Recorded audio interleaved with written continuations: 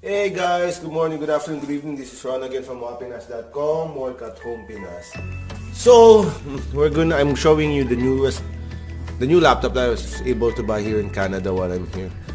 It's the Acer Aspire A315-21-92FK, or also known as the Acer Aspire 3. Okay? As you can see right now, yung price na niya ngayon is $599. That's Canadian dollars. With taxes, that's gonna be around 670. Okay, as you can see, ito yung resibo ko nung bumili ako. I bought it on sale ng $529.99. Okay, so I had to pay yung tax. So 13%, so 69, so naging 600. So mabuti nila nabili ko siya nung I was able to buy it when it was on sale, ano. So I bought it from the source. See, the source.ca. They have a couple of stores here in Canada. What I did was I went to one of the physical stores and just bought it from there and used my card, ano. Okay, may cash pala because my card won't work there. So one major difference between buying a laptop here in the Philippines. In the Philippines, when you buy a laptop, they'll open it, they'll test it and everything else. And if there's a defect, they'll change it kagad. It happened with my old Acer, no? The other one that the blue one that I'm using. Dito, no. They just brought out the unit, they rang up the purchase in the cash register and you pay for it. If there's any problems with the computer that you buy, you need to contact the manufacturer for the warranty. Okay? So that's a major difference. Specs wise, the reason I bought this, nung binili ko siya, it was on sale for $530. Ngayon, kita niyo $600 na.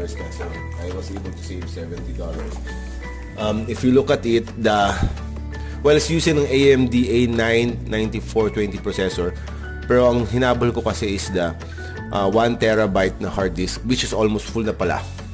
Half na ako. And the 12 GB RAM. Okay? So it also has a AMD Radeon R5 graphics card, pre-installed with Windows 10, no?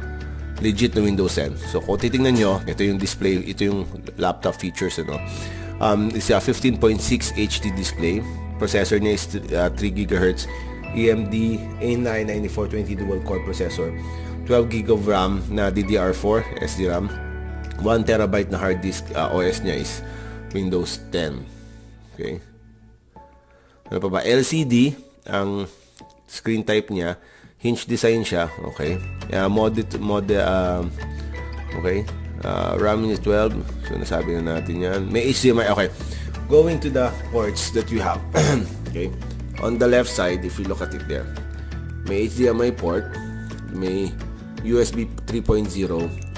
This is for an RJ45 if you still use it. Meron yung most of the routers naman still have the capacity of at least one RJ45 connection.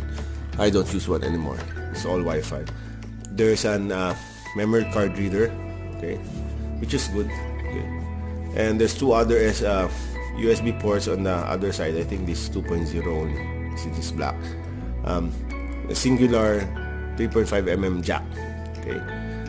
And there's a power port. Okay. It came with, of course, the charger. Okay, so this is the charger it came with. Okay. The plug ports of this Acer and my old one is exactly the same. So you can probably use it to charge your laptops. I haven't checked the voltage and requirements if it's the same. Okay. Keyboard wise, look at it. Maganda siya. It's okay kasi meron siyang numpad. The only problem that I'm having right now is this is slightly bigger than my old laptop. And the keyboard layout is a bit squished in. Okay. The old one I use is like, I think, this big. Okay. And it doesn't have a keyboard layout, so the keys are more spread apart. Okay. The problem I'm having right now is I have to squish my hands on the 3/4 of the keyboard area because of the numpad. Pero they made adjustments. If you can see, if you don't look at the keyboard area, the mouse pad is almost in the middle already. So it's just a matter of getting used to the new keyboard layout. They have 2 colors as far as I know. I'm not sure. Wait, let's check. It's only black. So kita nyo, out of stock online, you need to buy it online sa stores.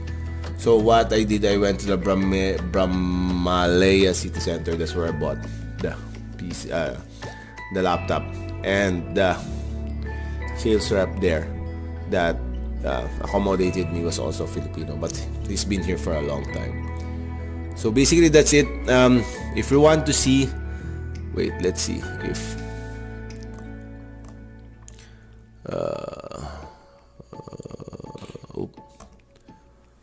see, it's 930 ang usable. I've read they used about 300 gig. Those are just for the pictures na I've taken here in Canada. Okay. Settings.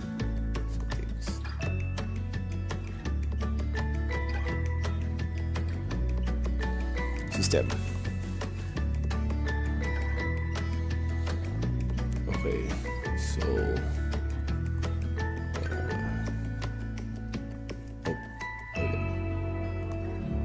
So about. Okay. Medyo madumi na yung screen na hawakan na ng mga bata.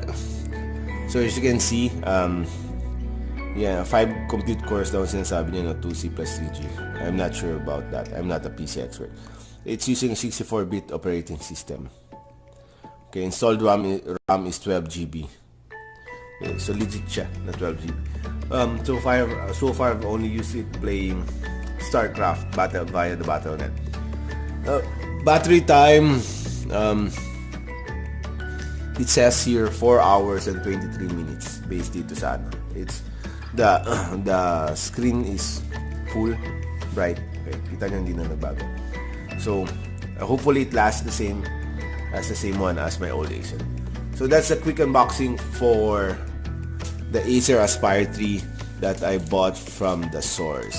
Check it out, guys. Bye.